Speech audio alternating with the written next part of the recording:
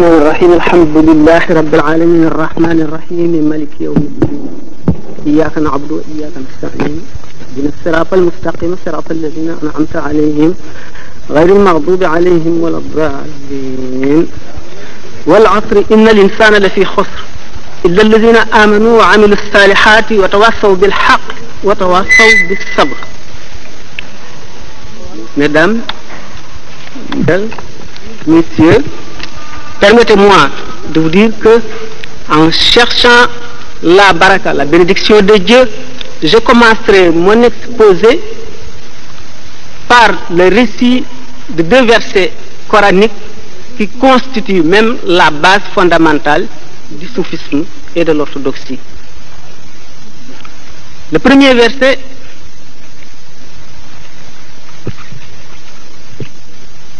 Sourate Nour, je me contenterai de citer le verset dans le texte arabe.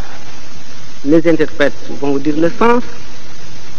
قوله تعالى في سورة النور الله نور السماوات والأرض مثل نوره كمشكاة فيها مصباح المصباح في الزجاجة الزجاجة كأنها كوكب دري يوقد من شجرة مباركة زيتونة لا شرقية ولا غربية يكاد زيتها يضيء ولو لم تمسسه نار نور على نور يهدي الله لنوره من يشاء ويضرب الله الأمثال للناس.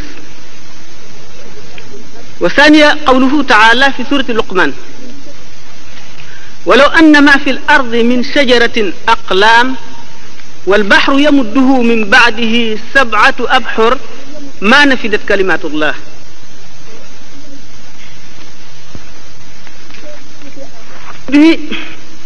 Je dis que l'humanité a besoin plus que jamais aujourd'hui d'exemples vivants qui exaltent les esprits et permettent de regarder de plus haut un monde matérialiste inquiet, partagé entre la crainte et l'espoir, avec des ambitions démesurées d'hommes ayant perdu le sens des réalités et qui, sans apprendre à dominer leurs passions, ont dominé la nature grâce au développement des sciences et des techniques qui ont modifié la vie.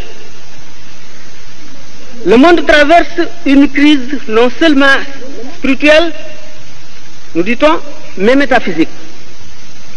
L'exemple de grands hommes spirituels comme Cheikh Ahmadou Bamba doit plus que jamais être étudié et suivi pour préserver l'humanité d'un suicide.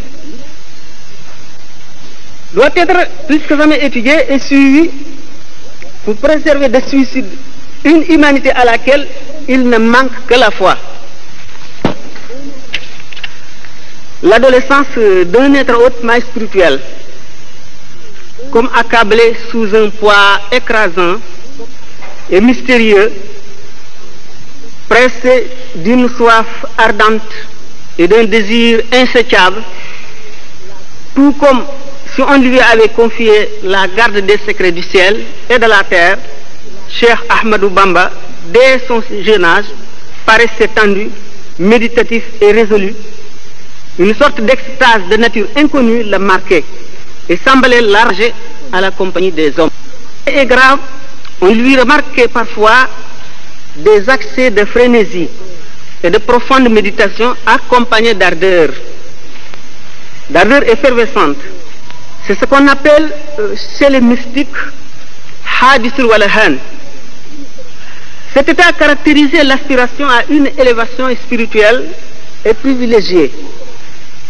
Cette soif effrénée de Dieu était par un secret déposé au fond de son être.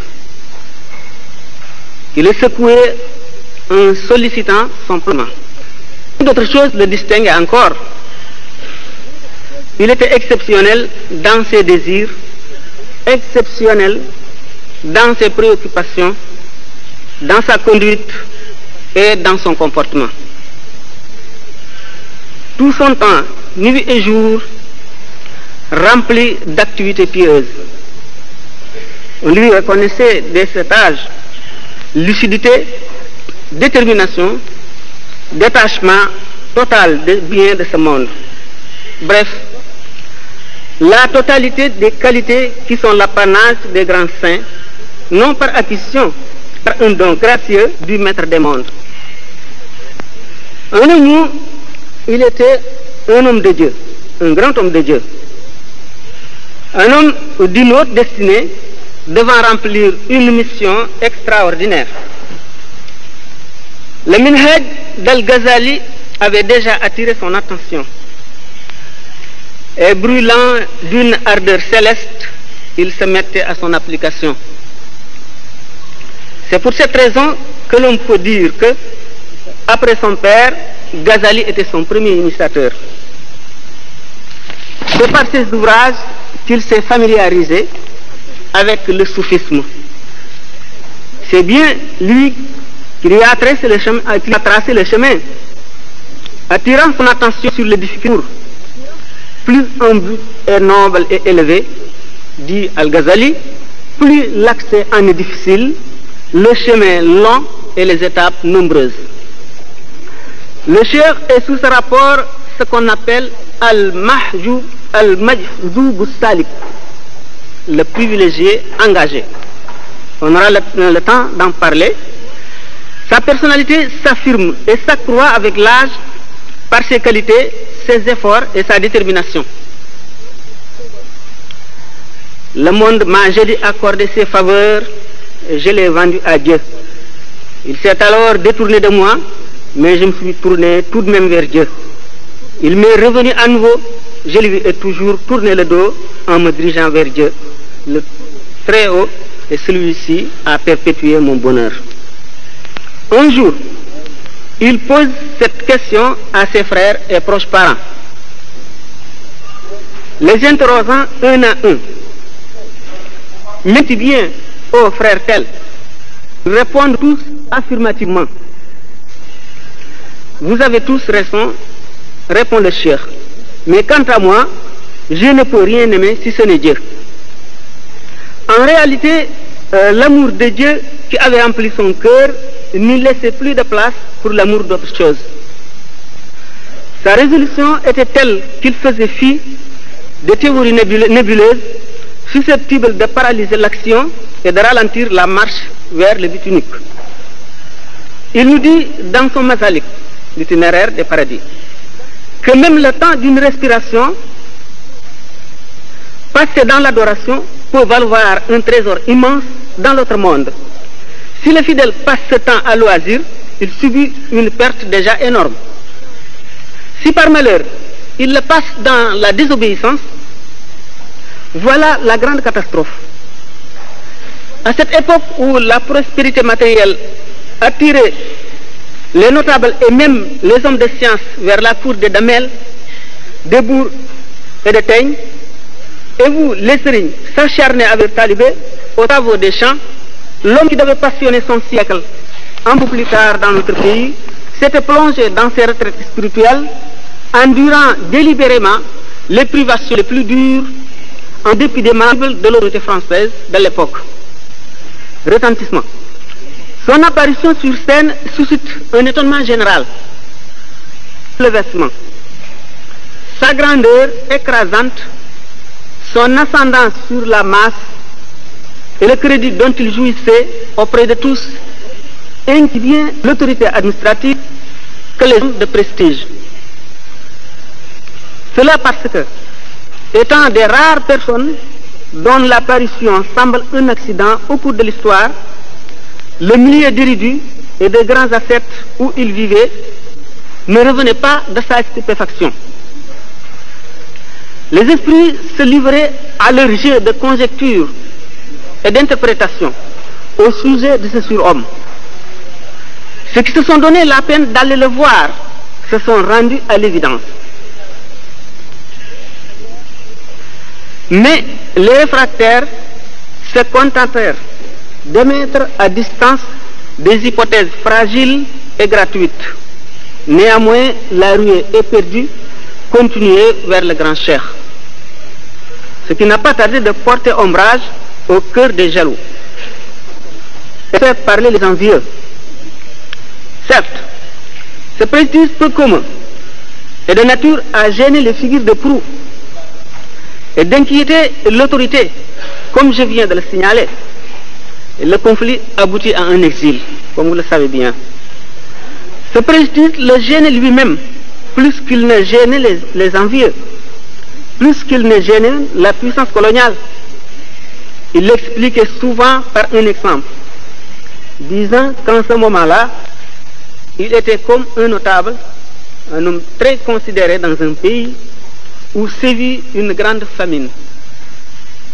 Aucun grain dans ce pays. Cet homme qui avait construit d'énormes et de nombreux greniers attirait l'attention de tous et suscitait leur espoir. Les foules se précipitaient dans sa direction, dans l'espoir d'apaiser leur faim.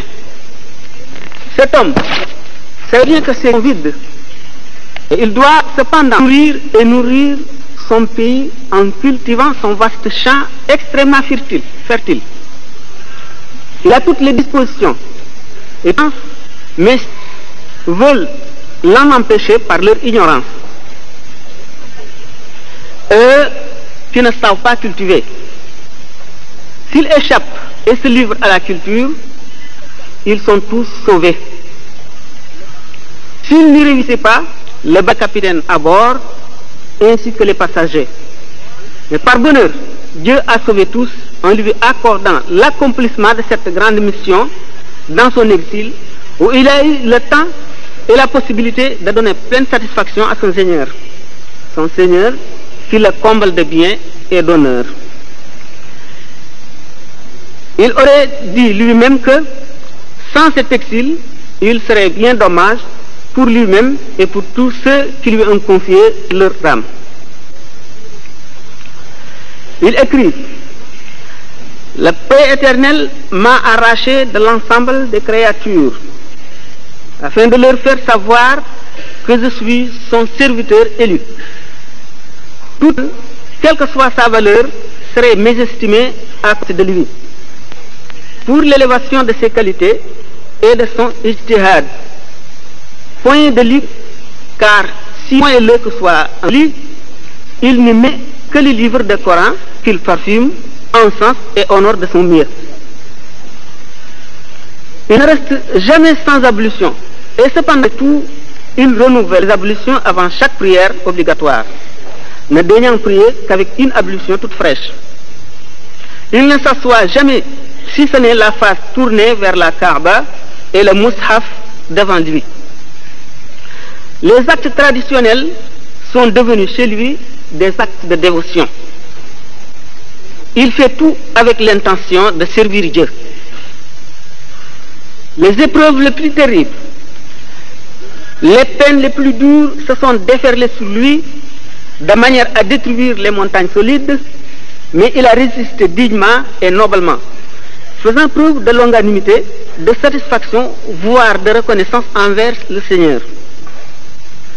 Le prophète aurait dit: les personnes les plus durement éprouvées ici-bas sont les prophètes, et ensuite les plus proches d'eux, puis les plus proches, et ainsi de suite. Décidément, ce revers de la médaille constituait en réalité un précieux avantage. C'est l'occasion qu'il souhaitait pour se consacrer corps et âme au service du Tout-Puissant, de l'homme supérieur. À son début, un peu contrarié par la foule chaque jour grandissante de postulants qui affluaient vers lui, le cheikh faisait des escapades prolongées de plusieurs semaines pour se livrer en toute liberté à ses pratiques religieuses. Enquête et recherche allaient bon train. On le trouvait souvent à bout de patience sur l'emplacement actuel de Touba. Il n'y avait là, nous dit-on, à l'époque, qu'une forêt touffue où peu de personnes osaient s'aventurer. Dans cette parfaite solitude, qui lui convenait à merveille, il se vouait au culte exclusif de l'auteur de l'univers, qu'il avait choisi par sa bonté. Il lui avait réservé la faveur de servir le prophète, alors que le reste du monde était figé dans leur vie traditionnelle au respect le plus profond de l'usage commun. Le Seigneur, nous dit-on, a scruté les cœurs des fidèles. Il a trouvé le cœur de notre cheikh le plus imprégné de l'amour du prophète. Salut et paix sur lui. Et il le choisit alors comme serviteur principal de l'envoyé élu d'Allah. Ce privilège lui a conféré une diligence vertigineuse dans son parcours. J'ai raccourci le chemin des soufis, dit-il, en composant des poèmes en son honneur. Cheikh Ahmadou Bamba avait trouvé cette voie mystique abandonnée depuis longtemps. Oui, une voie effacée dont il ne reste plus trace d'efficacité. Il l'a ressuscité, vivifié par son dynamisme, sa détermination, sa volonté de faire, aidé par une passion sacrée et une science exacte. Un colon nous avait déclaré jadis, en disant: l'instruction d'Ahmadou Bamba plane au-dessus de l'agrégation. Ainsi, Aboul Abbas ad-Daynaouri, mort en 304, excusez-moi, dit à ce sujet que cette voie était bien effacée. Les soufis ont sapé la fondation de cette voie. Ils ont démoli ses constructions, effacé les chemins, bouleversé les principes et anéanti le sens et les preuves. Dans l'unité de la mystique, les procédés sont aussi divers que nombreux. Les soufis sont d'accord dans un ensemble concernant l'unité de l'essence, dit-il, mais très dispersés en ce qui concerne les sentiers qui y mènent. Il y a une divergence profonde concernant les visions et les épanchements. L'eau prend la couleur et la forme du récipient qui la contient, aurait dit Junaïd. Chacun mérite le nom qui apparaît sur lui de son état, qui le caractérise, de sorte qu'il y a des laborieux parmi les soufis, des ascètes, des dévots adorateurs, des classiques scrupuleux, des espérants, des riches, des pauvres, sollicitants et sollicités, patients et satisfaits, etc.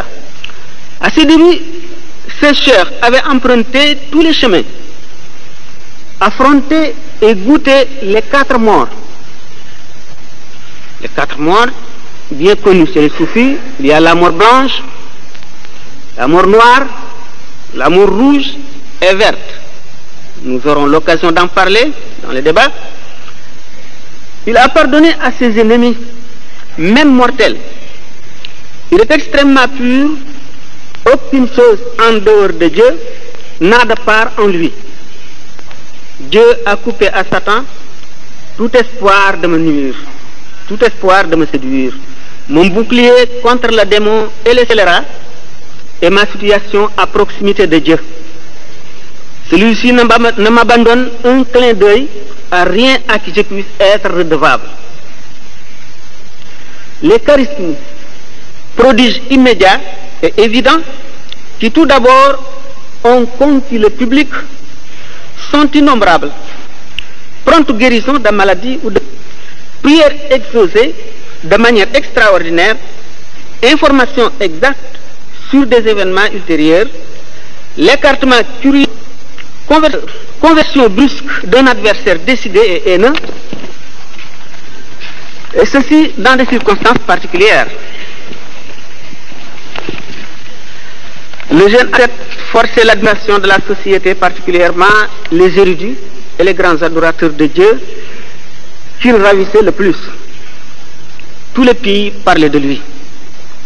On parlait de lui non comme d'un simple faqih, jurisconsulte, qui est propre, vertueux et brave, impeccable dans la pratique des principes de la loi, mais encore comme d'un homme hors de l'ordre commun. dont la supériorité n'est plus à démontrer. Là, des détracteurs l'ont taxé d'insensé, d'aliéné et d'ambitieux, particularités différentes d'eux, foncièrement différents. Les prophètes ont avant lui subi le même sort. C'est tout à fait humain. Cheikh Ahmadou Bamba, esprit supérieur, devait un autre s'armer de toutes les belles qualités, de toutes les qualités du monde qui distinguent un homme spirituel pour dissiper les ténèbres intenses qui enveloppaient la société de son temps, et en particulier le Bawal et le Kayor. Il lui a fallu un génie exceptionnel, en plus de sa wilaya, pour effacer de leur cœur la haine, l'orgueil, l'ambition, le goût de la domination, l'indifférence à l'égard de la vie future, etc., etc. Des frères unis et convaincus, prêts tout le temps à sacrifier tout intérêt, prêts à immoler toute passion, et même le repos et la vie à sa cause. Son pouvoir de pénétrer le secret de l'interlocuteur, d'aller directement à son cœur, le climat de sainteté qu'il crée d'emblée, sa force de persuasion, ses rares qualités de cœur et d'esprit, voilà un des aspects de sa grandeur. Il reste, hormis cela, un mystère insondable, au-dessus de toute spéculation. Nul ne perce le secret qui distingue le cheikh des autres mortels. Ce secret écrasant qui est les miracles, épure les cœurs les plus enclins au mal, et les dompte, qui transforme le mal en bien, qui élève et exalte ce pouvoir extraordinaire qu'il exerce sur les âmes, sur les esprits et sur les choses mêmes, et qui va chaque jour grandissant et uni de Dieu. Ce n'est pas nous qui l'avons inventé, voici ses propres termes. Il est évident à tous les saints que je suis une des merveilles et des signes de Dieu. De là, le charme de son génie, irrésistible, agit sur les âmes et les esprits, ses vestiges défient le temps. Devant les biens de ce monde, il reste comme un mort. C'est l'état que les soufis appellent mort blanche. Le prophète aurait dit aux croyants: qui veut regarder un mort marchant n'a qu'à regarder Abou Bakr Siddiq. L'amour parfait de Dieu efface dans son cœur, dans ses paroles, et c'est tout ce qui n'est pas Dieu. La création artificielle de la spéculation humaine n'a eu que très rarement l'honneur d'être touchée par ses mains. Celles-ci, très saintes, sont réservées à manier le mushaf, parole de Dieu très haut, les papiers destinés à la louange du prophète d'Allah et les autres livres de piété islamique. Soufisme et orthodoxie. Al-Hallaj dit: ce vêtement, c'est-à-dire que je porte, ne contient que Dieu. Un autre: gloire à moi, que ma grandeur soit exaltée. Un autre soufi, ivre de cette fameuse boisson, s'exclame: le vin est pur et clair, le récipient transparent, ils sont indiscernables, ayant une seule et même forme, une seule et même couleur. La confusion est totale. Y a-t-il un verre sans vin, ou bien du vin sans verre?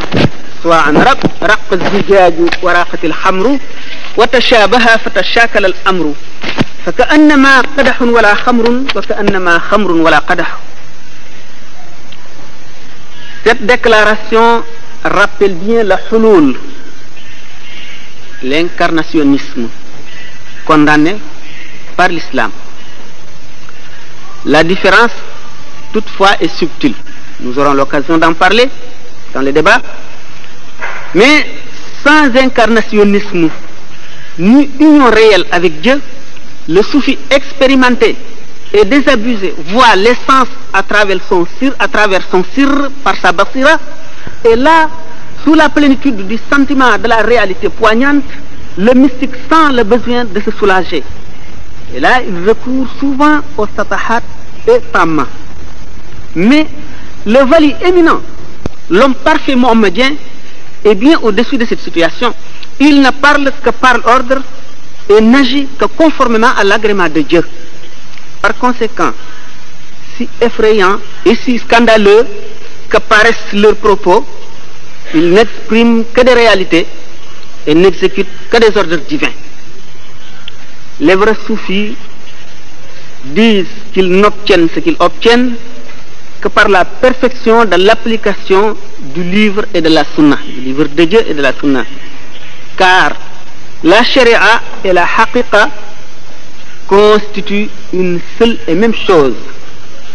La différence n'existe que dans l'expression. Il n'y a ni sharia sans haqiqa, ni haqiqa sans sharia. Voilà la voie du cheikh. Cheikh Ibrahim ad-Dessouqi, à la suite de déclarations difficilement croyables pour les profanes, a ajouté: ce n'est ni par orgueil ou par prétention, ni par vanité que j'ai tenu ces propos, mais j'ai reçu l'ordre d'éclairer les créatures sur ces célestes vérités afin qu'on connaisse ma voix. Les paroles de Cheikh Abdul Qadir sur ce point sont suffisamment célèbres. Il va de soi que les fondateurs de confréries, qui sont tous des pôles, c'est-à-dire des qutb, sont en même temps des mujtahid, c'est-à-dire des docteurs de la loi islamique, des docteurs de la sharia. Mais comprenant fort bien l'esprit de l'islam, et loin de s'attarder sur les formules controversées, ou de s'enfermer dans les spéculations livresques qui divisent les adeptes et posent des cloisons entre eux, ils ont saisi le sens réel et profond du livre saint qu'ils appliquent rigoureusement. Cheikh Ahmadou Bamba est l'orthodoxie.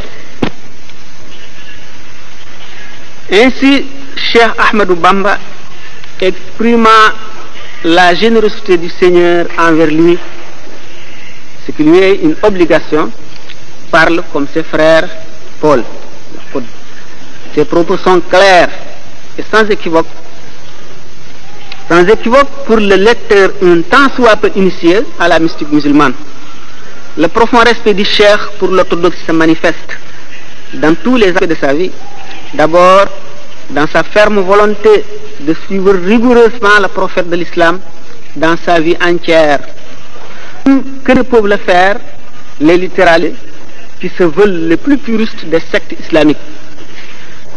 Si éminent soufi, si grand saint qu'il fut, il s'attache de façon déterminée, théoriquement et pratiquement, à cet aspect sunnite.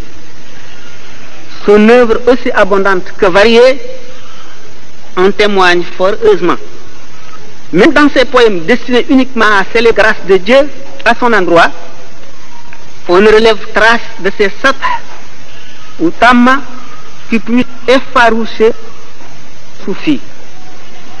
On fait souvent cas à ce sujet des propos d'un Hallaj, d'Ibn Qasi, et quelquefois même pour les profanes, surtout du langage hermétique du Cheikh suprême Al-Hatimi.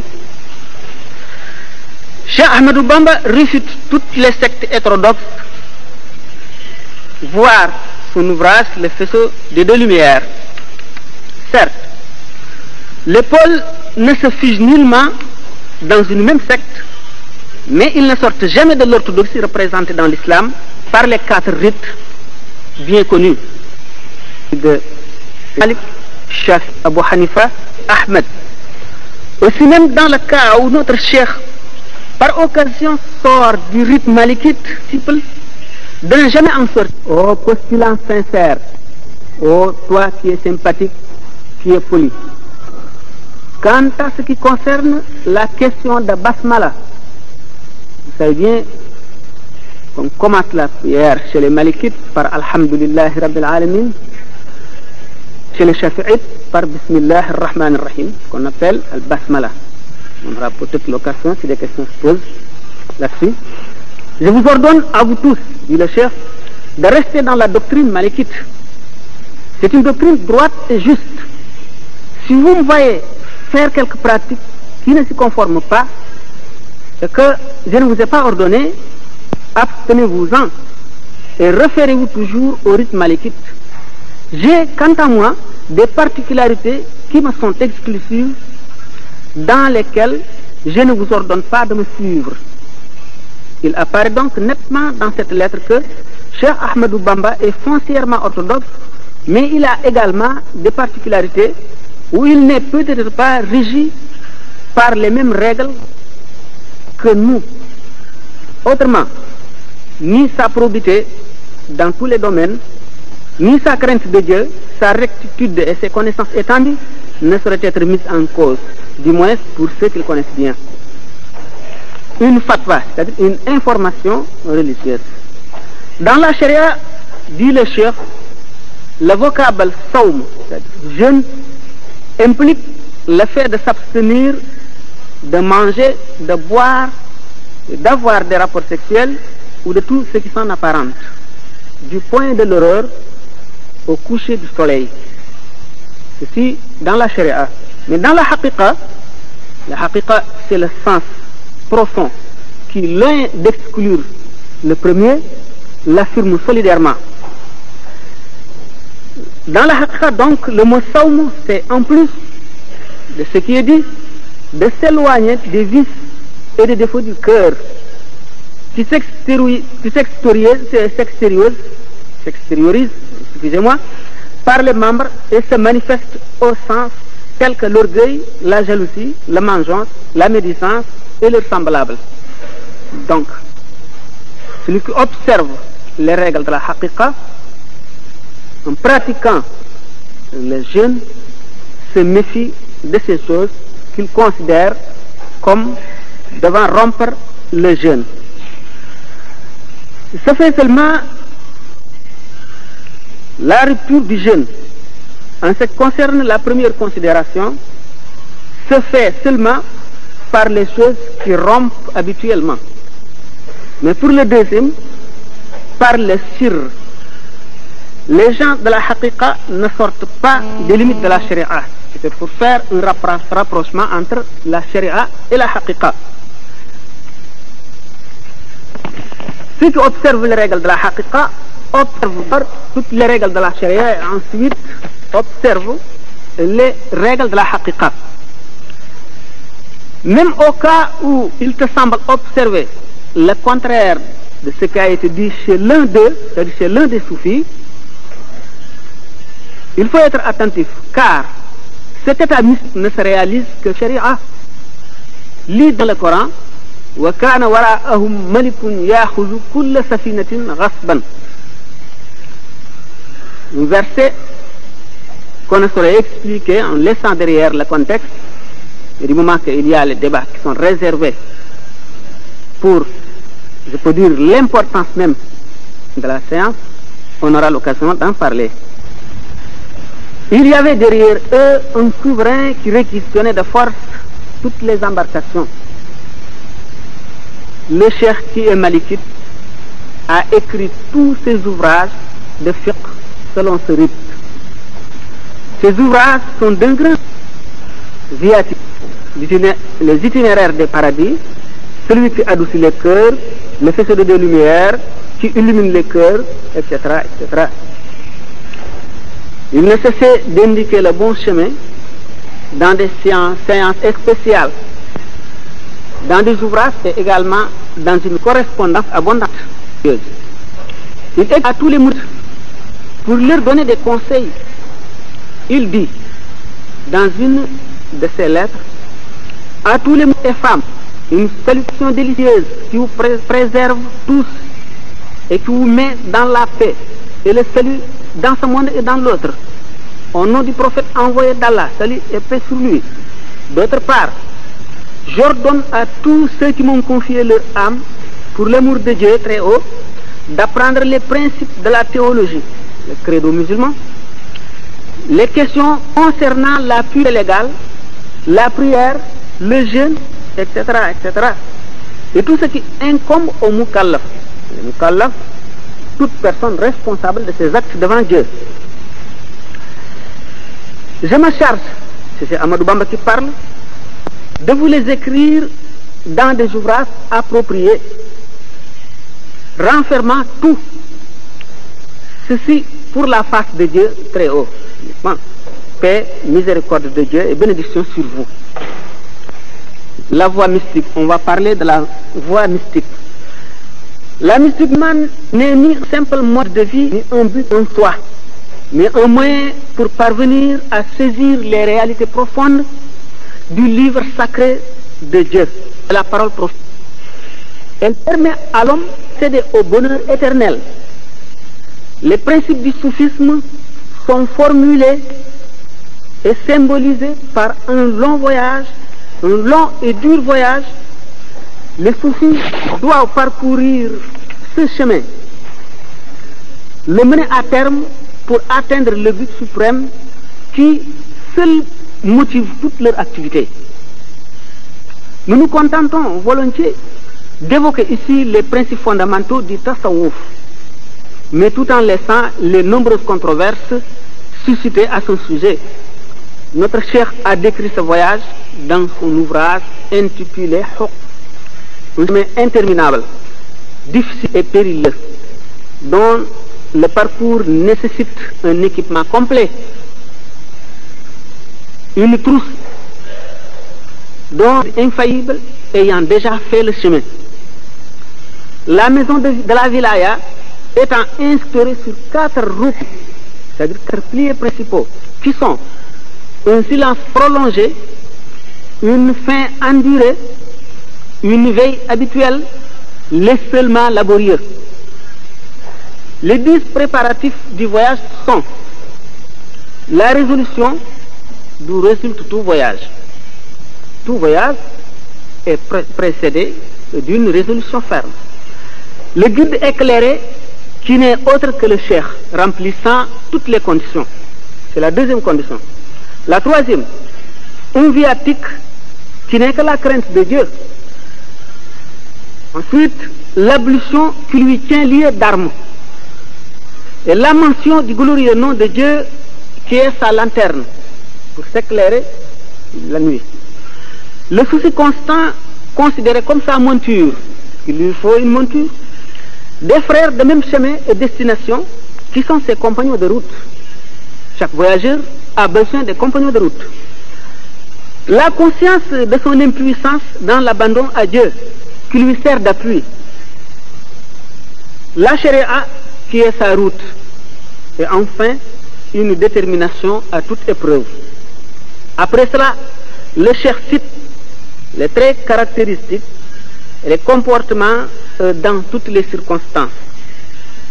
Les incantations, le combat rude et interminable contre l'âme charnelle, contre les 4 éléments terribles et dangereux, résumés dans le mot nashhad, nafs, shaitan, al-hawa, dunya. Les efforts pour l'acquisition de l'équilibre idéal entre les différentes qualités du cœur, etc. Les définitions sont nombreuses. Je cite celle de l'imam Al-Ghazali, celle de l'imam Al-Junaidi, du pôle Cheikh Ahmed Tijani. Selon Cheikh Abdul Qadir, il faut réunir la générosité d'Abraham, l'ami de Dieu, la satisfaction de Ishaq, la longanimité de Job, Ayoub, les signes de Zachari, c'est-à-dire Zacharia, la solitude de Jean, Yahya, l'habit de laine de Moïse, l'existence errante de Jésus-Christ et la pauvreté du prophète Mohammed. Voici la définition donnée par Cheikh Ahmadou Bamba dans son itinéraire des paradis. Il dit: le vrai soufi est un savant mettant réellement sa science en pratique sans transgression d'aucune sorte. Il devient ainsi pur de tout défaut, le cœur plein de pensées justes, détaché du grand monde pour se consacrer au service et amour de Dieu, considérant sur le même pied d'égalité le louis d'or et la motte de terre, semblable à la face de la terre, sur qui on jette toute impureté, faisant l'objet de plus durs traitements, mais qui ne donne jamais que du bien. Comparable aux nuages qui déversent par tous ces ondes, sans discrimination, le scélérat aussi bien que l'homme de bien la foule aux pieds, mais elle reste immobile et impassible. Celui qui atteint ce stade est un soufi. Celui qui n'en est pas là et qui se dit soufi n'est qu'un imposteur. Le soufisme de Cheikh Ahmadou Bamba. Héros parmi les mystiques, le Cheikh a mené un des plus durs combats à la mesure de sa dimension gigantesque. Des efforts douloureux et prodigieux, presque surhumains, ont jalonné son itinéraire spirituel, exalté par une longue suite de succès contre toutes sortes de terreurs, toutes sortes de périls éminents. Sans peur ni faiblesse, le Cheikh affrontait les obstacles et en venait chaque fois à bout. Enfin, il trouva sa voie grâce à la bonté de Dieu et à la bénédiction de son prophète. Salut et paix sur lui. Désormais, il a brûlé les étapes et atteint promptement le but suprême des soufis, laissant sur le chemin des mystiques de génie qui se sont cependant mis en route depuis très longtemps. Il dit, par un raccourcissement de la route, j'ai dépassé d'éminents soufis qui ont, depuis longtemps, qui ont été honorés de l'agrément de Dieu. Le Cheikh a fait cette déclaration dans plusieurs passages de ses poèmes. Regardez le poème. Commencez par J'ai pleuré jadis. Bakaytu qablu ala sadat al-amwat.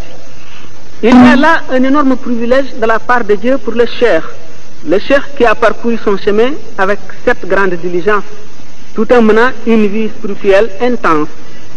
Un jour, au cours d'un sermon où était présent un érudit mort, un talibé en extase s'écrie, certes, tu n'es que Dieu. Cette déclaration scandalise le mort et le marabout s'en aperçoit. Il demande un récipient et ordonne qu'il soit rempli d'eau et qu'un pain de sucre y soit jeté. Cela fait, la prédication continue. Au bout d'un moment, le sucre est dissous dans l'eau. Essayez, dit le Cheikh, de séparer l'eau et le sucre. Personne, dit l'Assemblée, n'en est capable. L'eau est devenue du sucre et le sucre de l'eau. Je suis, déclare le marabout, devenu un Dieu comme ce que ce sucre est devenu dans l'eau.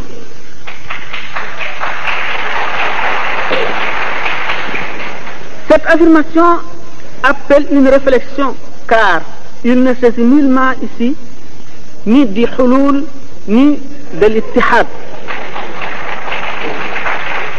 Il s'agit plutôt de ce qu'on appelle al-fana, ou mieux, ici pour le Cheikh, al-baqa, qui convient mieux au maqam de ce Cheikh, qui s'est carré depuis longtemps dans les fauteuils du tamkin.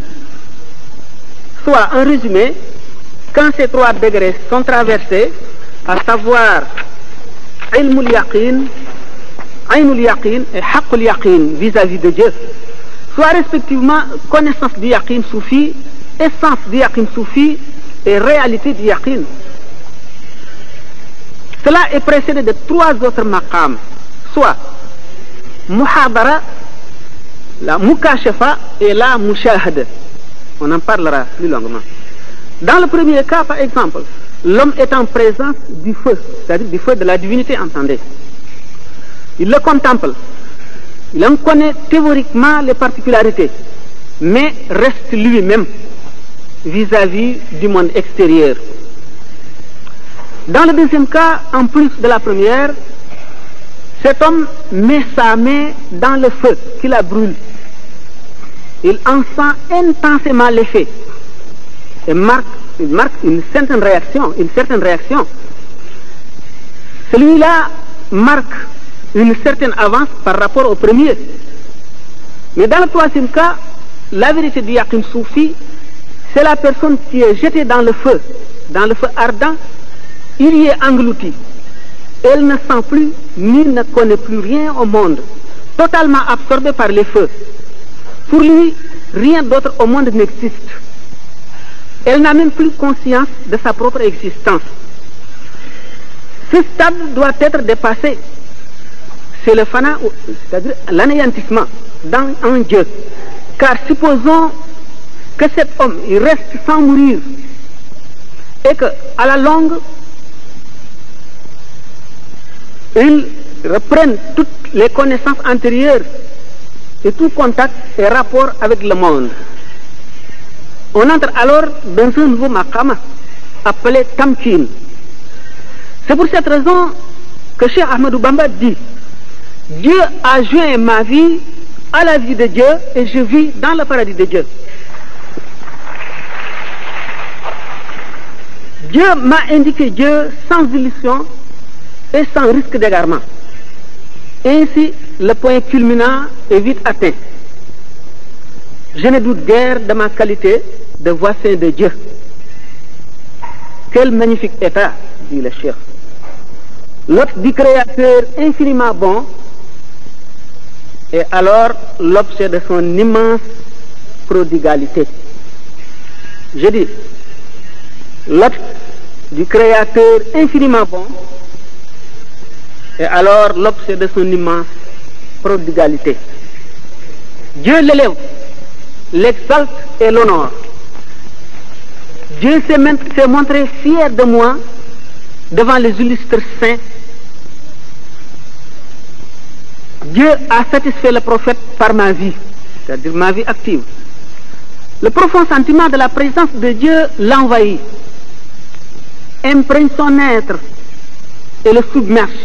Il se sent anéanti en Dieu à tout jamais. Dieu a joint ma vie comme je l'avais dit. Quand j'écris, le trône de Dieu exulte et les gens émus se mettent à proclamer la sainteté de Dieu. Quand j'écris ou je lis, Satan se sauve suivi de ses acolytes imposteurs. Mes écrits, déclare le Cheikh, sont estimés au-dessus de toute forme de dévotion. Mes années d'exil renferment tous les avantages. Dieu me met, dit-il, au-dessus de tous, par les propos éternels me conférant une vie éternelle.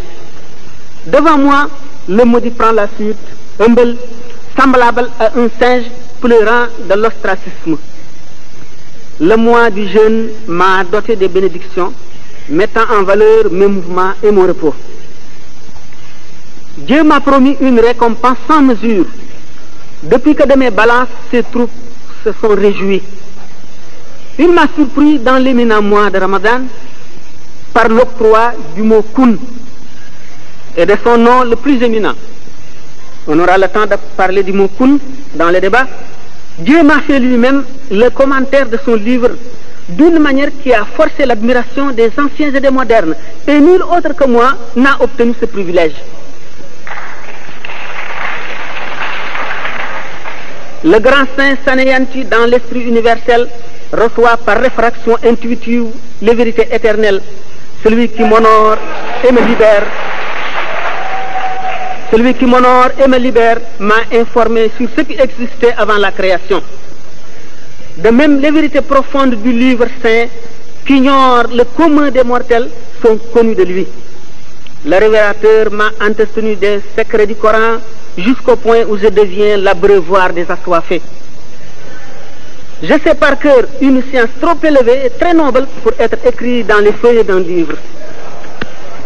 Il pénètre dans l'insondable envoûtant que ni la raison ni la science humaine n'embrassent, le domaine mystérieux de la sainte scellée du Créateur de l'univers qui lève les voiles pour montrer à certains de ses serviteurs quelques parcelles de ces secrets dont la plus infime partie écraserait l'existence, brouillerait les cieux et la terre en un clin d'œil, voir les révélations mécouvases.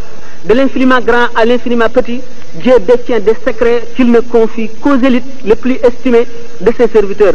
La surface du globe habitée par les hommes est également habitée par les djinns, par des djinns dont le Coran nous parle. Ces créatures mystérieuses, responsables comme nous de leurs actions et sujets au contrôle du jugement dernier, l'autorité transcendante du Cheikh s'étend sur eux. Nous savons que dans son Kashful Hijab, Cheikh Abdul Wahab Sha'rani affirme avoir entretenu de multiples relations avec ses esprits et que le Cheikh suprême Al-Hatimi soutient avoir eu lui-même une épouse appartenant à cette espèce immatérielle. Mais notre Cheikh, lui, nous dit qu'à son époque, tous les croyants de cette espèce sont ses disciples. Il nous affirme qu'outre sa qualité de grand saint, d'éminent soufi, il figure parmi les merveilleux signes de Dieu, le maître des mondes. Il nous entretient de ses relations avec les anges, créatures supérieures, s'il le préfère à toute autre personne. Le Créateur a dit, le Cheikh a mis la destinée des êtres humains à ma disposition. Dieu honore volontiers toutes les requêtes que je lui présente. Dans ses ouvrages comme ailleurs, le fondateur du mouridisme n'a oublié ni les femmes ni les jeunes dans ses conseils, ni dans ses recommandations, ni dans ses prières qu'il multipliait infiniment. Il s'est montré tout près du peuple, qu'il comprenait parfaitement, qu'il comblait dans sa haute bienveillance. Ses directives, plus pratiques que spéculatives, sont sans lacune, se souciant à la fois du temporel et du spirituel à leur intention. Théoriquement, il est évident que les principes du vrai soufisme sont devenus presque des lieux communs, où l'on ne saurait plus faire réellement preuve de rénovation.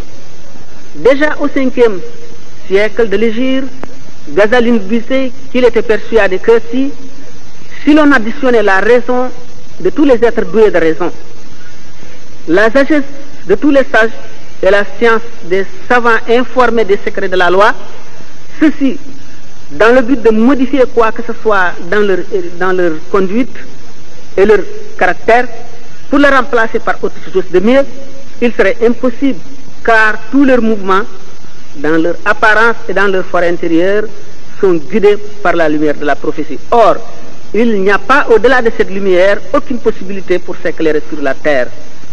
Mais l'originalité du Cheikh, plus forte qu'on ne le devine, se manifeste avec éclat dans son expérience personnelle, dans sa méthode d'éducation, dans ses possibilités de manifester la toute-puissance de Dieu et de sa grâce envers lui, lorsqu'il exprime les dons précieux dont il est bénéficiaire.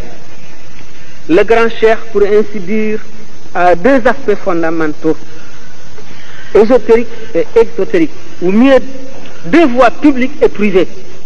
Au sein du mysticisme même, cette dualité existe. Dans son œuvre juridique et même mystique, lorsqu'il écrit pour le public, c'est selon cette voie établie depuis Malik et Junaïd. Mais c'est en le serrant de plus près, par-delà son éducation, dans ses procédés d'Aqtarqiya, que nous nous rendons compte des miracles opérés. Là, ceux qui n'ont fait que le lire dans ses ouvrages écrits perdent le chemin et s'égarent. Ses vrais disciples n'ont vu de lui que cet aspect. Mais c'est là où s'efface entièrement à leurs yeux sa condition d'homme. Et en lui, ils ne voient plus que le divin. C'est là qu'il faudrait chercher Khadimur Rasoul, le fondateur du mouridisme, parce qu'il accorde la plus grande place à la réalité vécue. D'autre part, pour comprendre l'aspect même le plus superficiel du Cheikh, il importe de suivre rigoureusement l'évolution de ses actes et paroles, de ses relations même, suivant les étapes de sa vie intime. Cette chronologie est absolument nécessaire. N'a-t-on pas demandé au plus dévoué et plus ardent de ses disciples, Cheikh Ibrahim Fall, celui qui est privilégié, ne connaît-il pas bien le Cheikh, qui a répondu: je ne sais de lui plus que ce qu'un lézard ne peut embrasser du tronc d'un grand baobab. Donc, les profondeurs insondables sont laissées à la discrétion du maître des mondes. Le Père spirituel. Je vais vous parler du Père spirituel.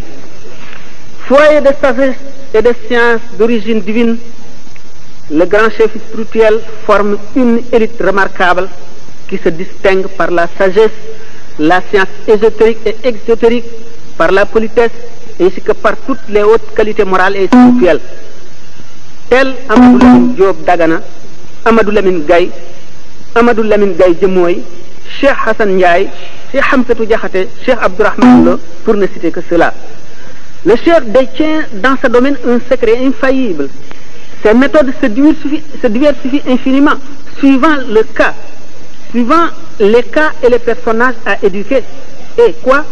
Sa simple présence, sa simple vision produit sur le postulant un effet bénéfique. Ghazali nous parle d'un homme sur qui un simple regard jeté constitue pour celui qui le regarde une œuvre pie.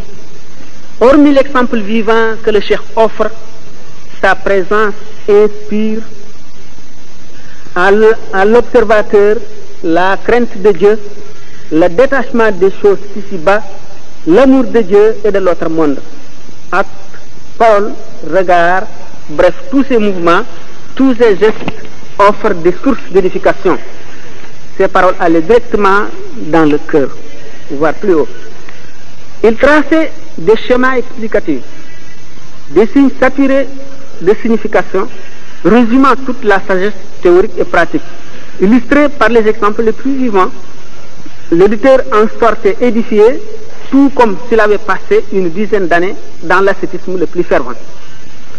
L'atmosphère, le milieu ambiant même porte un cachet, c'est-à-dire où habite le cheikh, porte un cachet spécifique de sainteté qui élève le postulant, l'exalte au plus haut degré. On en sent l'effet à grande distance. Les disciples qu'il a lui-même éduqués en sont une preuve évidente. Ceux-ci joignent les bonnes qualités à l'humilité parfaite, soucieux de leurs propres défauts et ne voyant jamais ceux des autres, comme s'ils étaient les plus